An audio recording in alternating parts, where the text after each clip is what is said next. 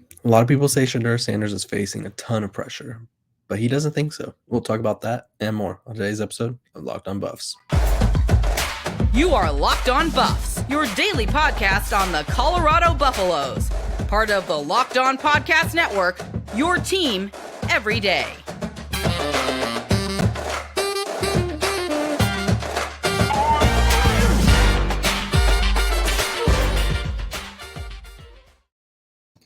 What is up, everybody? This is Locked On Buffs. I'm your host, Kevin Borba. Today it's a solo show. John couldn't join. Got some things to do. First off, want to thank you guys for making Locked On Buffs your first listen every day. I want to thank you guys for getting us to 1,000 subscribers. That's a very exciting monument in our podcast journey. We've only been around for about a month, so very happy with the progress that we've seen. Today, we're talking Shedeur Sanders, making comments about the pressure that people say he's facing. We're also going to be talking about Aaron Butler, who's a highly touted recruit that recently visited Colorado and talked about his visit. Gave us an update to our good friend Max Torres over at Ducks Digest, who was able to talk to him. And then we're going to close it off with some Pac-12 expansion discussions, just because I like talking about Pac-12 expansion. And while I don't have anybody to talk about it with, it's something that I've been covering heavily over this past year or so. So I think it'll be a good discussion either way. Starting off with Shedeur. First off, we all know that there is a difference between the HBCU level and the Power 5 level. But there's not that big of a difference for someone like Shedeur, who's always been under the spotlight and having to kind of deal with the pressure that comes along with being the son of Coach Prime. And he was also a highly touted 4-star recruit who had offers from every program in the country. So he's always felt some sort of pressure, but there is expected to be some pressure making the jump from Jackson State to Colorado. But this was what he said on the recent I Am Athlete podcast, which you guys should go check out. Very good episode. When asked about the pressure ahead of his first season at the Power 5 level, he said, going to an HBCU, there was pressure, but it wasn't worldwide pressure with everybody. The microscope was different, but at the same time, it's still pressure. And then he continued saying, that's like you are fighting someone. You're fighting someone one-on-one, and then you fight someone in front of 1,000 people, then 10,000. At the end of the day, you're fighting that same person is what I'm saying. You're still going out for a match. The pressure and stuff, it's been there. It doesn't matter what magnitude the pressure's on. You're either going to execute or you're not. That's simply what it is. People make it different going from place to place, but at the end of the day, it's football. It's a place where the plays are almost the same. Everything's the same. It's just a different field and different jerseys. And so when I hear something like this, I feel like we all want him to be like, oh yeah, there's going to be a lot of pressure going from Jackson State, the FCS level, to Colorado, the Pac-12, the Power 5.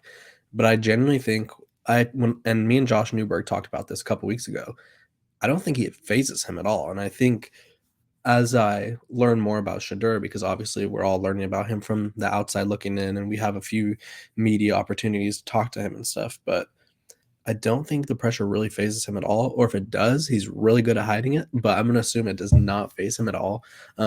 He just has that calm, cool, collected, cool as a cucumber type of vibe, and I really don't think that playing in a different conference is any difference to him. And I think while a lot of people are expecting him to say he's going to feel this pressure, I don't think you would want someone to say that they're feeling the pressure, because then the headlines are, oh, Shedeur Sanders is scared of the Power 5, or oh, Shedeur Sanders is scared of the Pac-12, or whatever it may be. But yeah, I definitely think I maybe overestimated or underestimated how cool of a cucumber this cat is. He also discussed, and I thought this was interesting too, where is it? There it is. He discussed the height and pressure of playing at Colorado, and he said this microscope is far over there.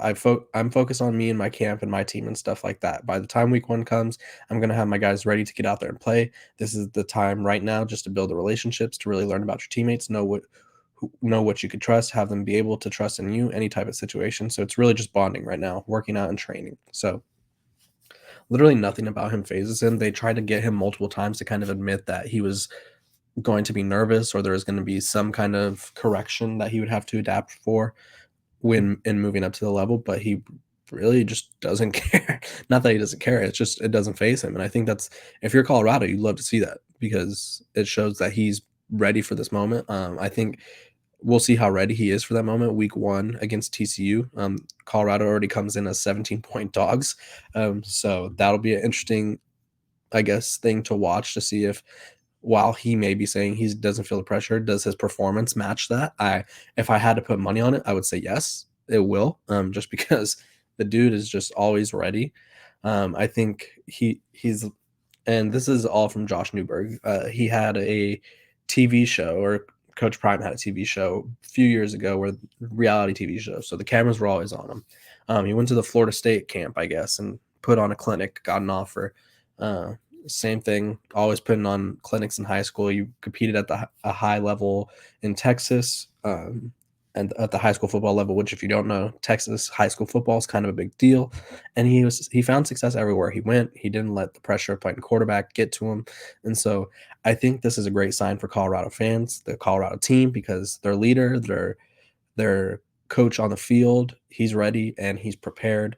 And I think all that we could say now is we just have to see how well he performs. And I think we can all agree, if you're watching the show, that you expect him to do great things.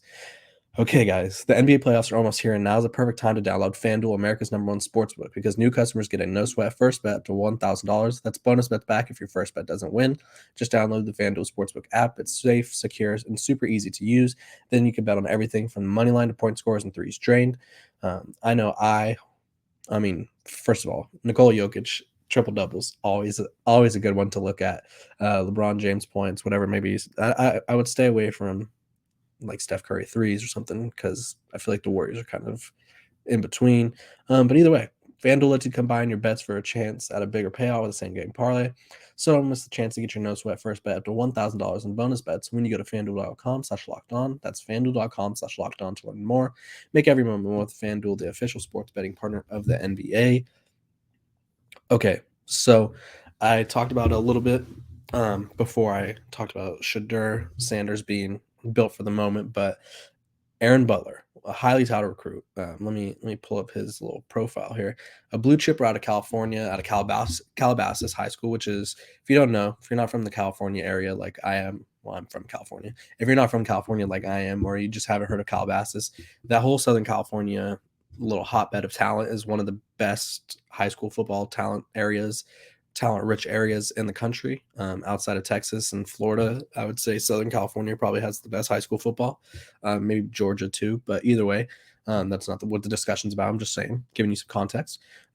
He recently visited Colorado in March, and was kind enough to sit down and talk to my good friend over at Ducks Digest, which is a Fan Nation site, Max Torres, and he talked about because he visited Colorado in 2021. He talked about the difference in the staff. He talked about the difference in the direction of the program, and I think, and his relationship his dad's relationship with Coach Prime, because they played football together back in the day.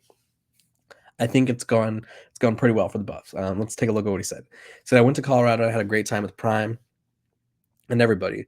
And then he continues saying, "My host was Shedeur Sanders. He took me to his house. He took me out, so I got to experience everything in Boulder." So the coaching staff, the vibe there, it's different. The way they recruit, the whole energy, they flip the whole culture.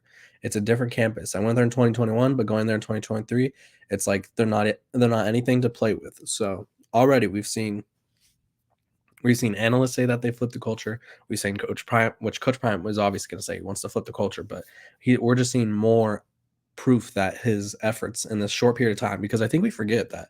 I want to say he was hired in December, January, February, March. April, I guess, just started a few days ago. So he's like 4 months and 4 days into his tenure at Colorado, basically. And I don't even know if he was a full month in December, but we'll just say at most he's been there for 5 months. Okay.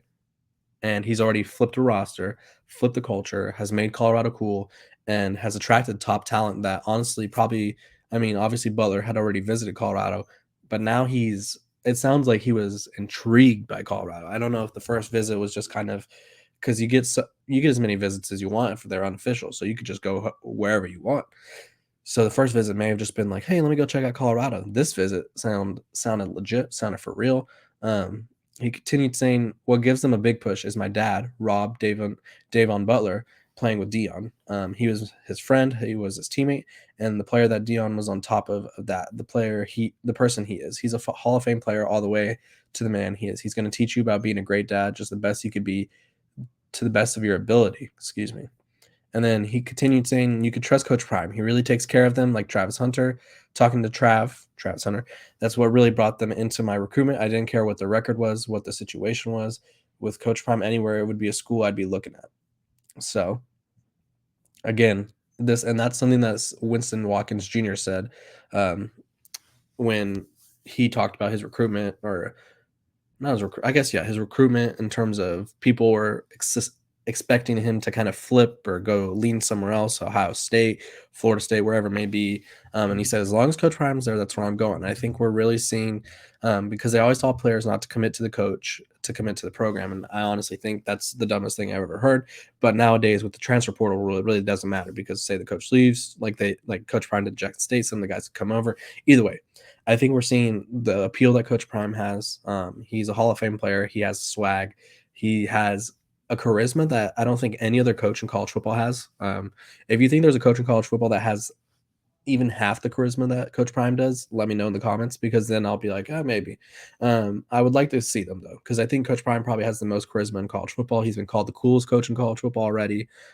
He's just ready for the moment as a head coach, and I think despite being old school stylistically and the way he likes to run his teams, I think he is able to, and this could also be because of Well Off Media, which is run by his son, Deion Jr. I think he's really able to kind of adapt to this era of college football player, and not adapt, but understand them. And so, because they're a tough group to understand, let me tell you. But yeah, I think Coach Prime really helps out in that department.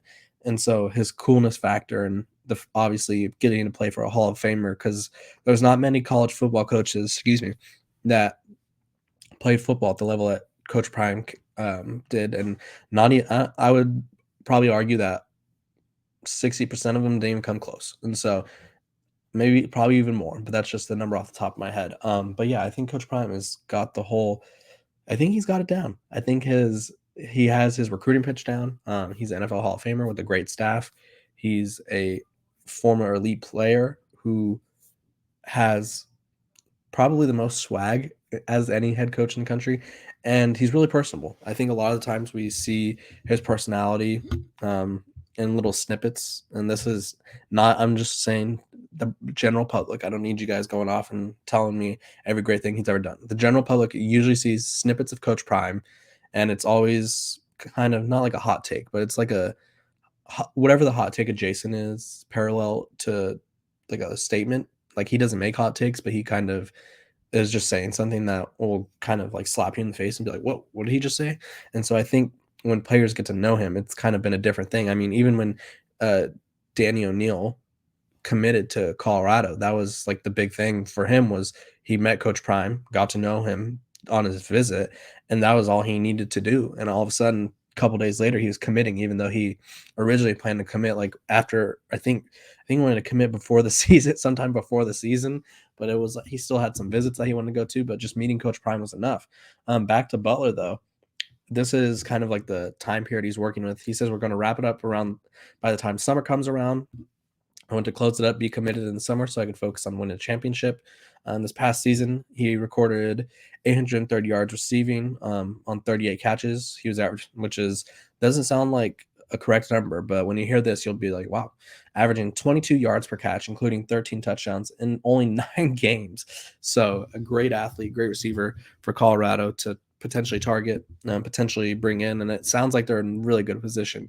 Obviously, he'll probably take a couple more visits and kind of get the lay of the landscape, though, just to see if there's any other schools that have something to offer him. But yes, Aaron Butler, Shedeur Sanders, they met up. I think Butler got a chance to kind of meet Coach Prime. I think he got a chance to see, again, the new look Colorado football program, which I honestly think it's going to stun people how different the program is. I don't think there's words for it, really. I just think we're going to have to wait and see what happens, and I think that's what we're going to end up doing. But here's the thing. Colorado has gone from being kind of like a laughingstock program in college football, and don't hate on me. It is what it is. I mean, they've been sub 500 for almost like a decade, if not more, besides 1 year. And now they're a trending program. They're a hot program. They're a cool program. And has all of the top players in the country wanting to go there, something that they haven't had before. And so Coach Prime he's doing his magic, and he hasn't even coached a game yet. And we'll see a lot more commits talking about Colorado on April 22nd during the spring game. Before we move on, guys, thanks for making Locked On Buffs your first listen today. For your second listen, check out our brand new podcast, Locked On College Basketball. Experts Isaac Shaw and Andy Patton bring you everything you need to know on and off the court. Plus, hear from big name experts, coaches, and players throughout the basketball landscape. Locked On College Basketball. It's available on YouTube and wherever you get your podcast. They'll probably be recapping the crazy March we just had. UConn just won it all yesterday, which was pretty insane to think about. They're 5-0 since 1999. They're 5-0 in their championship games. I think they're probably the closest thing to a blue blood we've had, maybe Duke, since in this time period, since the 2000s, I guess you could say, even 1999 if you want to go back that far. So go check it out. There's a lot of stuff they could talk about. The transfer portal is going absolutely crazy. There's thousands of players in the transfer portal for hoops. So yeah, crazy things are happening. Speaking of crazy things, we got to talk about Pac-12 realignment because I have an update. Not really an update, but I guess we haven't talked about it on this pod, so it's an update for you guys because I haven't talked about it recently, and some speculation, and then some late night thoughts that I had may or may not have been after a night out in town in Austin for about which teams would be a great fit for the Pac-12. So up first, the update is the Pac-12 apparently is no longer as close, or not no longer. Maybe they just were premature in reporting how close they were to recording a Pac-12 or getting a media rights deal. It sounds like they are not right there as they thought they were, according to CBS Sports. Dennis Dodd has kind of been, I don't want to say the anti John Casano and John Milner, but it feels like every time they report something, he has something different. So I guess we'll see when things are all said and done, whose sources were being more truthful and whose were kind of trying to maybe spread rumors in their favor. I'm not saying that any of these reporters are doing so. I'm saying maybe their sources are. But here's the thing. So the Pac-12 currently doesn't have a deal, which kind of delays expansion, realignment, whatever you want to call it. But we know San Diego State, SMU, they're basically in. We got confirmation that Colorado State was a team that they were looking at. I don't think that's the right team, but it is what it is. It's better than, I feel like finding that third and fourth team was difficult, but I think Tulane is sitting right there. So say San Diego State, SMU, Colorado State, and then Tulane would be my pick for the fourth.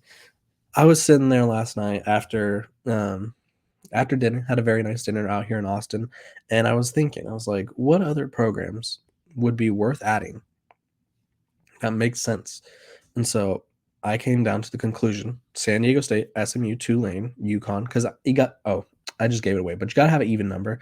And so I was watching the college basketball championship, and I was like, UConn, Rice, Colorado State. So basically, UConn and Rice would be my two other additions. So they would be adding 6 teams, which would get them up to the Pac-16 essentially. And do they want to get up to 16 teams? I don't know. I think it'd be a good idea to kind of maybe stay ahead of the next realignment issue. And I picked UConn because, one, I think they're the closest thing to a blue blood we've had in, I don't know, God knows how long. The Pac-12 doesn't really have a blue blood that's been playing like a blue blood consistently. So this is them stacked up to UCLA, who is the premier basketball program in the Pac-12. They are blue blood. It's just they haven't won recently.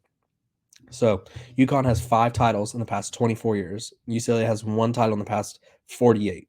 So yeah, I think UConn would be a great basketball addition. Football-wise, they have a coach with a very familiar name, Jim Mora, who really turned them around. I think pretty sure they made it to a bowl game this past season. Let's double check that. They made it to a bowl game. I'm pretty sure they did.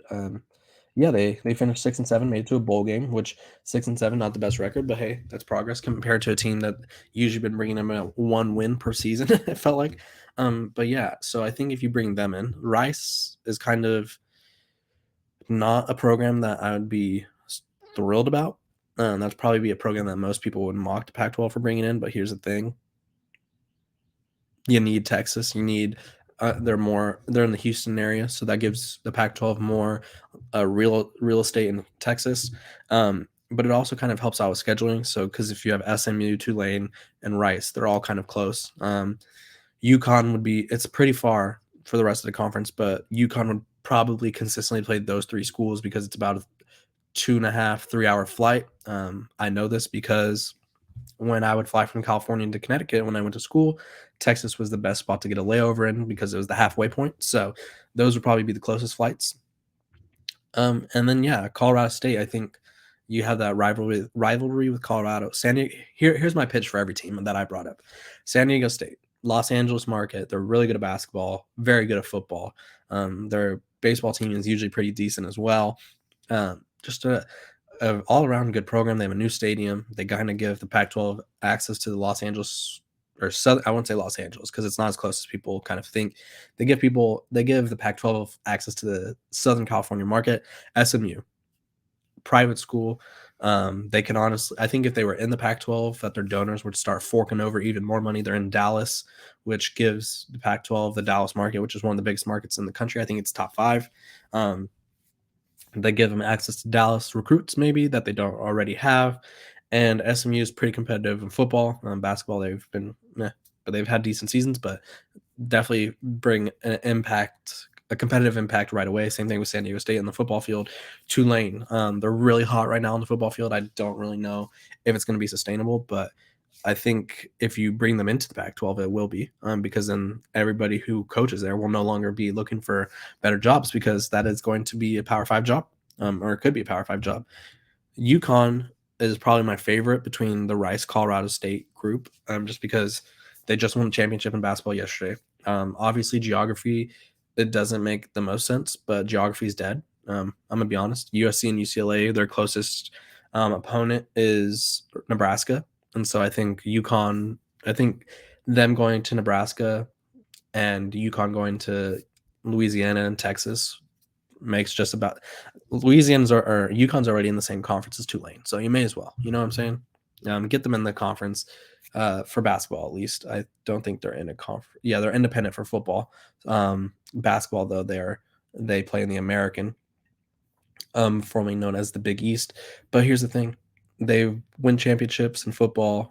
They bring kind of the presence of a blue blood that the Pac-12 is losing in UCLA. I don't think people kind of realize how much of a blue blood UConn is, but you bring them basketball pedigree, you get East Coast access, Hartford, which I don't think Hartford really rings many bells for most people, but over in a little town called Bristol is the sports capital of the world. ESPN is out of Connecticut, so maybe the Pac-12 having games in Connecticut or connections to Connecticut helps them out. Rice, obviously, they're in Houston, makes travel easier for SMU, Tulane, even the Arizona schools. You have a nice little pairing there, and UConn as well. And then Colorado State, you kind of have that built-in rivalry with Colorado. All these schools match up academically. I believe they are all AAU schools. And Colorado State, while they aren't that good at football, they've been decent at basketball over the past few years. They produce NBA guys. And football-wise, I mean, it could get better. I think anytime you go from a Group of 5 conference to a Power 5 conference, it gets a little bit better. So that's my 6. I think realistically they'll probably add 2, which will be unfortunate because I think this would be a fascinating 6. But yeah, I think if Colorado had a schedule where they played San Diego State, Tulane, and say Colorado State as part of their Pac-12 slate, I think that'd be amazing. I think that'd be a great schedule. But either way, we'll see what happens. I think the Pac-12 has made it clear that they plan on getting their deal done first and then figuring out the expansion candidates after that. But what we do know, San Diego State, SMU are practically, they may as well just start sewing those Pac-12 patches on already. But for the rest of them, we will have to wait and see. You guys will have to wait and see me tomorrow. Have a great rest of your day. Thank you guys for making Locked On Buffs your first listen of the day. Make sure to like, subscribe, share this podcast with all your friends. Let's continue to grow. I have a pretty cool interview coming up on Friday with someone from 24/7 Sports who may or may not be criticizing the Buffs pretty frequently. So we get to talk about him and his thoughts. So you guys better tune in. I appreciate you guys and have a great day.